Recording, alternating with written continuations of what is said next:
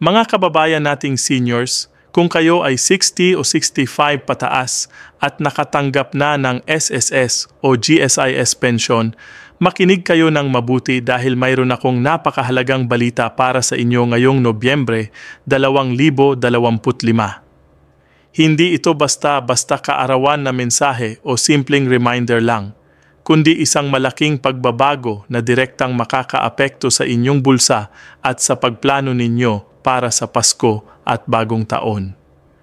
Marami sa inyo ang hindi pa alam na may mga pagbabago na nangyari na simula pa noong Setyembre 2025 at ngayong Nobyembre, patuloy pa rin itong umiiral at may mga detalye na dapat ninyong malaman para hindi kayo maubusan ng pera o makaligtaan ng importante.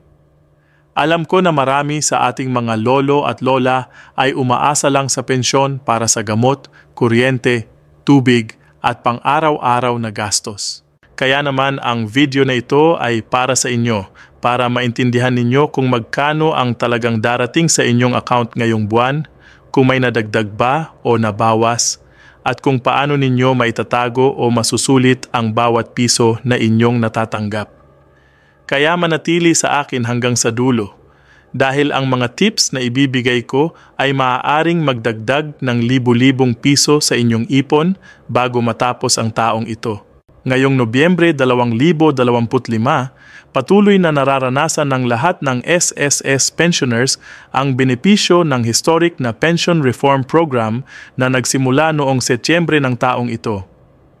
Ito ang unang multi-year pension increase sa buong 68 taong kasaysayan ng SSS at hindi lang ito isang beses na tulong kundi isang 3 taong programa na magbibigay ng mas mataas na pensyon hanggang 2027. Ang programa na ito ay aprobado mismo ng ating Pangulong Ferdinand Marcos Jr. at pinagtibay ng Social Security Commission noong Hulyo 2025. Ang layunin nito ay tulungan ang mahigit 3.8 milyong pensioners na makabangon mula sa taas ng presyo ng bilihin at mas makatanggap ng sapat na halaga para sa kanilang pagre-retiro. Para sa mga retirement at disability pensioners, ang inyong monthly pension ay tumaas ng 10% simula Setyembre 2025 at ito ay patuloy na tataas kada taon hanggang Setyembre 2027. Ibig sabihin, kung dati ay nakatanggap kayo ng average na 4,000 na 123 piso bawat buwan, ngayong nagsimula na ang programa, ang halagang ito ay unti-unting tataas at sa susunod na 3 taon, ang average na pensioner ay makakatanggap na ng humigit kumulang 6,548 piso o dagdag na 1,625 piso kada buwan pagdating ng 2027. Yan ay 33% pagtaas sa loob lamang ng 3 taon. At ito ay hindi na nangangailangan ng dagdag na bayad o kontribusyon mula sa inyo. Para naman sa mga survivor o death pensioners, mayroon din kayong 5% taas kada taon, kaya sa loob ng 3 taon, ang inyong pensyon ay tataas ng 16%. Ngayong Nobyembre 2025, ang inyong pensyon ay tuloy-tuloy na kumakarating base sa schedule na inilabas ng SSS. Ang SSS ay may 2 batch ng payout kada buwan at ito ay nakadepende sa inyong date of contingency. Kung ang inyong date of contingency ay nasa unang araw hanggang ika-15 ng buwan, ang inyong pension ay i-release sa unang batch na karaniwang nangyayari bago o sa paligid ng ika-5 hanggang ika-10 ng buwan. Kung naman ang inyong date of contingency ay nasa ika-16 hanggang dulo ng buwan, ang inyong pensyon ay i-release sa pangalawang batch na karaniwang nangyayari mga ika-16 hanggang ika-25 ng buwan. mahalagang suriin ninyo ang inyong SSS number dahil ang penultimate digit o ang pangalawang huli na numero sa inyong SSS ID ay nakakaapekto din sa petsa ng pag-credit sa inyong bank account. Halimbawa, kung ang inyong SSS number ay 34 na -1234567-8, ang penultimate digit ninyo ay 7. Kaya ang inyong pensyon ay karaniwang dumadating sa gitna hanggang dulo ng buwan. Ang mga nakatanggap na ng kanilang pensyon ngayong Nobyembre ay makikita na ang taas na dulot ng reform program ay kasama na sa kanilang regular na bayad, kasama na rin ang additional 1,000 piso monthly benefit na binibigay simula Enero 2017. Tandaan din na ang 13th month pension ay binibigay tuwing Disyembre at ito ay katumbas ng inyong regular monthly pension, kaya ngayong taon aasahan ninyong makakatanggap kayo ng mas malaking 13th month dahil sa taas na nga ng inyong base pension. Para sa mga GSIS pensioners naman, ang inyong pension schedule ay mas simple at pare-pareho bawat buwan. Ang GSIS ay naglalabas ng pensyon tuwing ikawalo ng buwan, ngunit kung ang ikawalo ay Sabado, Linggo o holiday, ang pensyon ay i-release sa huling working day bago ang ikawalo. Ngayong Nobyembre 2025, dahil ang ikawalo ay Sabado, ang inyong pensyon ay na-credit na noong Biyernes, Nobyembre 7. Ang GSIS ay gumagamit ng e-crediting system, kaya ang pera ay direktang napupunta sa inyong e-card plus o sa bank account na nakalink sa inyong UMID card. Ang halaga ng GSIS pension ay mas mataas kumpara sa SSS dahil ito ay base sa mas mahabang serbisyo sa gobyerno at mas mataas na salary grade, at maraming GSIS retirees ang nakakatanggap ng 10,000 piso o higit pa bawat buwan depende sa kanilang taon ng serbisyo at posisyon. Importante rin na malaman ninyo na ang GSIS ay nagbibigay din ng 13th month pension tuwing Disyembre at ito ay katumbas din ng inyong regular monthly pension. Ang mga GSIS pensioners ay may additional benefits din tulad ng medical assistance programs at iba pang tulong na makakatulong sa hospitalization at long-term care, kaya siguraduhing updated ang inyong records at alam ninyo kung ano-ano ang inyong karapatan. Ngayon, pag-usapan naman natin ang posibleng pagbabawas o clawbacks na dapat ninyong bantayan. Maraming pensioners ang hindi alam na may mga sitwasyon kung saan maaaring bawasan ang kanilang pensyon o may mga halagang babayaran mula sa kanilang benefits. Una, kung meron kayong unpaid short-term loans sa SSS, tulad ng salary loan o calamity loan, ang mga ito ay kakaltas sa inyong retirement benefit o monthly pension. Ang date of contingency ay ang cut-off date para sa pagsingil ng interest at penalty. Kaya kung may utang pa kayo, mas mabuti na bayaran ninyo ito ng maaga para hindi na ito makabawas sa inyong pensyon. Pangalawa, kung dati kayong nakatanggap ng unemployment benefit at nasettle na ito, maaring kaltas din ito sa inyong retirement benefit kung hindi natupad ang mga kondisyon tulad ng pag-rehire sa loob ng compensable period. Pangatlo, kung nakatanggap kayo ng overlapping sickness benefit o partial disability benefit, ang mga ito ay ikakalkula at ikakakaltas din sa inyong pension payout. Pang-apat, kung ang inyong dependent child ay namatay, nag-work na o nag-asawa na at hindi ninyo ni-report sa SSS, maaring may overpaid pension kayong kailangang ibalik at ito ay kakaltas sa inyong monthly pension hanggang mabayaran. Ang mga ganitong deductions ay hindi biro dahil maaring umabot ito ng libo-libo o 10,000 piso, kaya mahalagang i-update ninyo ang inyong records at i-report ang lahat ng pagbabago sa inyong family status o dependent situation. Bukod sa mga deductions, mayroon din namang mga hidden benefits na hindi alam ng karamihan. Una, ang lahat ng retirement pensioners ay may karapatan sa ika-13 buwang pensyon tuwing Disyembre at ito ay katumbas ng inyong regular na buwanang pensyon. Kung ang inyong regular pension ay 5,000 pesos, ang inyong 13th month ay 5,000 pesos din. Kaya ito ay malaking tulong lalo na sa Pasko. Pangalawa, simula Enero 2017, lahat ng SSS retirement pensioners ay nakakatanggap ng additional 1,000 piso on top ng kanilang monthly pension. Kaya ito ay automatic na at hindi na kailangan mag-submit ng application. Pangatlo, ang mga dependent children ng retired member ay may karapatan sa dependents pension na katumbas ng 10% ng monthly pension ng member o 250 piso kung alin ang mas mataas, at ito ay binibigay para sa bawat dependent child hanggang 5 ang maximum simula sa pinakabata.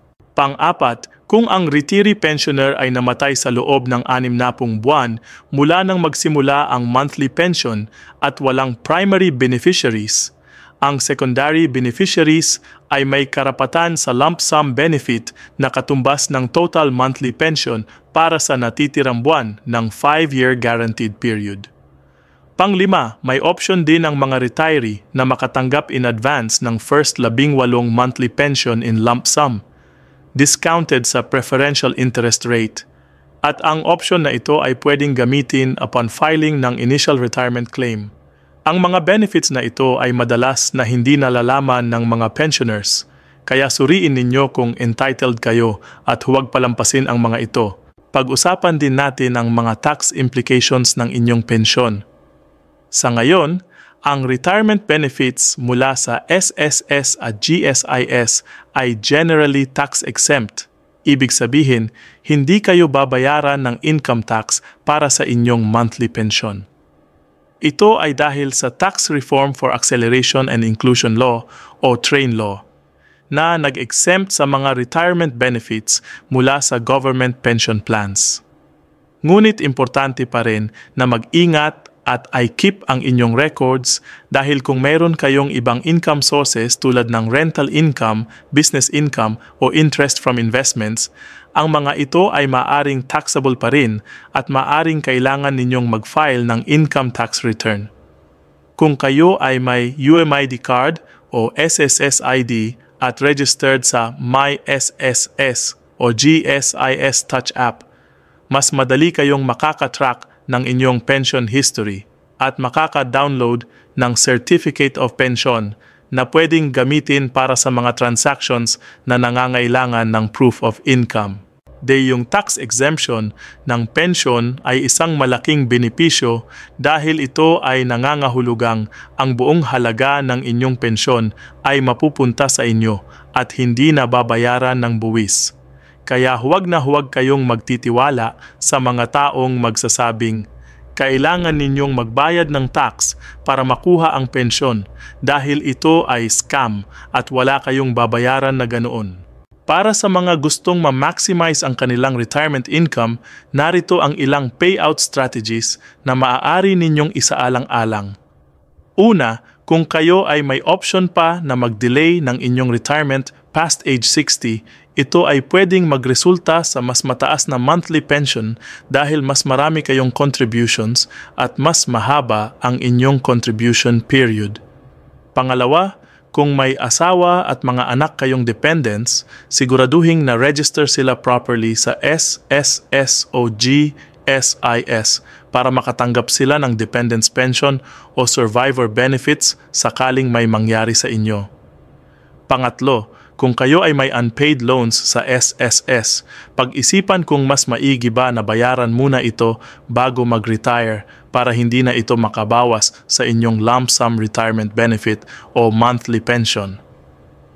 Pang-apat, kung mayroon kayong savings o emergency fund, ay allocate ang inyong pension para sa regular monthly expenses at huwag gastusin lahat agad, kaya mag-budget at mag-ipon kahit konti para sa emergency.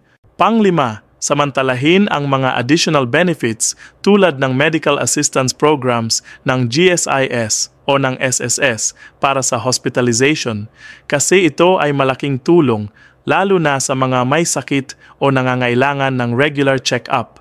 Pang-6, kung kayo ay eligible para sa Social Pension Program ng DSWD dahil kayo ay indigent senior citizen at walang regular pension, i-apply din ito dahil makakatanggap kayo ng 500 piso buwanan o 1,500 piso quarterly. At may pending legislation na magtataas nito sa 1,000 piso buwanan.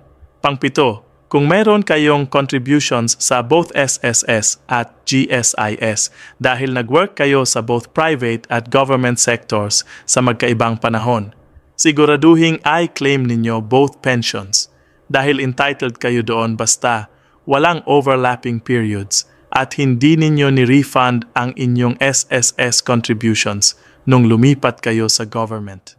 Ngayon naman, bigyan ko kayo ng practical tips kung paano makakuha ng inyong pension ng mas mabilis at iwas hassle sa pagpunta sa SSS o GSIS office.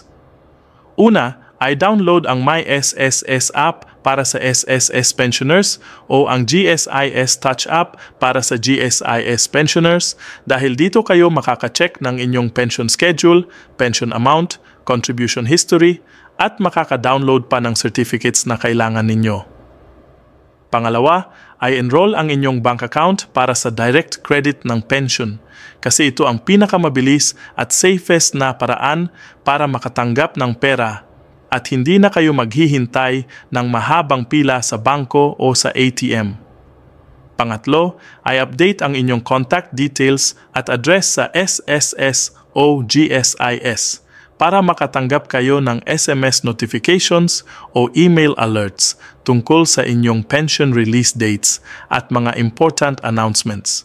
Pang-apat, kung may problema sa pag-credit ng pensyon o hindi dumating ang pera sa expected date, ay check muna ang inyong bank account balance online o sa banking app bago kayo mag-panic at kung wala pa rin after 1 or 2 days, tumawag na sa SSS Hotline 1455 o sa GSIS Customer Service para mag-inquire. Panglima, kung kayo ay may edad na 80 pataas at nahihirapan ng mag-comply sa Annual Confirmation of Pensioners o ACOP requirement, may bagong guidelines na ang SSS ngayong 2025 para gawing mas madali ang process, kaya mag-coordinate sa branch office ninyo para sa possible home visit assistance.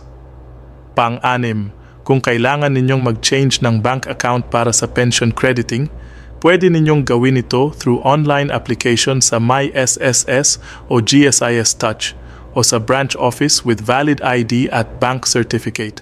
Pang-pito, join ninyo ang pensioner group sa Facebook o community group sa inyong barangay para updated kayo sa latest announcements at makakatanong din kayo sa ibang pensioners kung may mga issues o concerns. Pag-usapan din natin ang ilang tips para sa pag-manage ng inyong pensyon ngayong Nobyembre at para sa nalalapit na Pasko. Una, gumawa ng simple budget plan kung saan ilista ninyo lahat ng inyong monthly expenses tulad ng pagkain, gamot, kuryente, tubig at iba pa at ay allocate ang inyong pension base sa priority.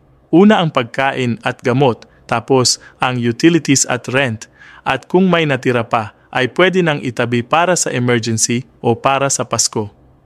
Pangalawa, huwag bumili ng mga bagay na hindi naman kailangan, lalo na ngayong may mga sale at promo sa mall dahil madaling matempt bumili, pero sa huli ay wala na kayong matitira para sa mas importante. Pangatlo, kung mayroon kayong utang o hiniram sa kapitbahay o kamag-anak, subukan ninyong bayaran ito unti-unti para hindi lumaki ang interes at para maiwasan din ang away. Pang-apat, mag-ipon kahit 100 o 200 piso bawat buwan para sa emergency fund dahil hindi natin alam kung kailan tayo magkakaroon ng biglaang gastos tulad ng ospital o repair ng bahay. Pang-lima, kung may mga anak o apo kayong umaasa sa inyo, magtakda ng limits at ipaliwanag sa kanila na limitado lang ang inyong pensyon at hindi pwedeng magbigay lagi. Pang-anim, samantalahin ang senior citizen discount sa mga gamot, groceries at utilities dahil ito ay malaking tipid at bawas sa gastos. Pang-pito, kung meron kayong karamdaman o kailangan ng regular medication, ay avail ang PhilHealth benefits ninyo at mag-inquire din sa SSS o GSIS kung may medical assistance program na pwede kayong mag-apply. Pangwalo, huwag magpadala sa mga text scam o phone call scam na nagsasabing may additional benefit kayong makukuha basta magbigay kayo ng personal information o magbayad ng processing fee dahil ang SSS at GSIS ay hindi nang hihingi ng pera para sa release ng benefits. Ngayong mayroon na kayong alam tungkol sa mga pagbabago at tips para sa inyong pension, gusto ko ring ipaalala na ang pension reform program na ito ay hindi lang basta tulong sa ngayon, kundi isang long-term investment sa future ng lahat ng pensioners. Ang 3.8 milyong pensioners na makikinabang sa programa na ito ay hindi lang tatanggap ng mas mataas na pensyon, kundi mas magiging secure din ang kanilang pagre-retiro dahil ang SSS Fund ay actuarially sound pa rin kahit may taas sa pensyon. Ang fund life ng SSS ay bumabalang ng konti mula 2,053 to 2,049 at ang SSS ay committed na ibalik ito sa 2,053 through coverage expansion at improved collection efficiency. Ibig sabihin, ang programa na ito ay sustainable at hindi makakasama sa future ng SSS, kaya pwede kayong magtiwala na ang inyong pensyon ay tuloy-tuloy na darating kahit matagal pa. Ang additional 72.8 bilyong piso na ito na i-inject sa ekonomiya mula 2025 hanggang 2027 ay hindi lang tutulong sa mga pensioners kundi sa buong bansa din dahil ang mga pensioners ay gumagastos ng pera para sa pagkain, gamot, utilities at iba pa. At ito ay nag-circulate sa economy at nakakatulong sa mga negosyo at sa mga trabaho. Kaya ang pension reform program na ito ay win-win situation para sa lahat at dapat nating pahalagahan at ipagpasalamat sa gobyerno at sa SSS leadership na nag-push para sa programa na ito. Sa pagtatapos, mga kababayan nating seniors, nais kong ipaalala sa inyo na ang inyong pensyon ay resulta ng inyong mahabang taon ng serbisyo at kontribusyon at ito ay karapatan ninyo na makatanggap ng sapat at on time. Ngayong Nobyembre 2025, patuloy na umiral ang mga pagbabago na nabanggit ko at importante na maging aware kayo at proactive para ma-maximize ninyo ang benefits ninyo. Huwag kayong mahiyang magtanong sa SSS o GSIS office kung may hindi kayo maintindihan at huwag kayong mag-atubiling humingi ng tulong sa mga anak o apo ninyo kung kailangan ninyo ng assistance sa pag-access ng online portals o sa pag-fill up ng forms. Tandaan na ang inyong pensyon ay hindi lang pera, kundi ito ay simbolo ng inyong dedikasyon at sipag noong kayo ay nagtatrabaho pa at ngayong retired na kayo, deserve ninyo ang dignified at comfortable na buhay. Kaya samantalahin ang lahat ng benefits na available, mag-ipon para sa emergency, mag-budget ng maayos, at huwag mag-alala dahil ang SSS at GSIS ay nandito para suportahan kayo hanggang sa inyong golden years. Sana ay nakatulong ang video na ito sa inyo at kung gusto ninyo ng mas maraming tips tungkol sa retirement benefits, senior citizen privileges, at iba pang government programs, ay subscribe ang channel na ito at ay click ang notification bell para updated kayo. Maraming salamat sa pakikinig at mag-ingat lagi. Mabuhay ang mga seniors ng Pilipinas.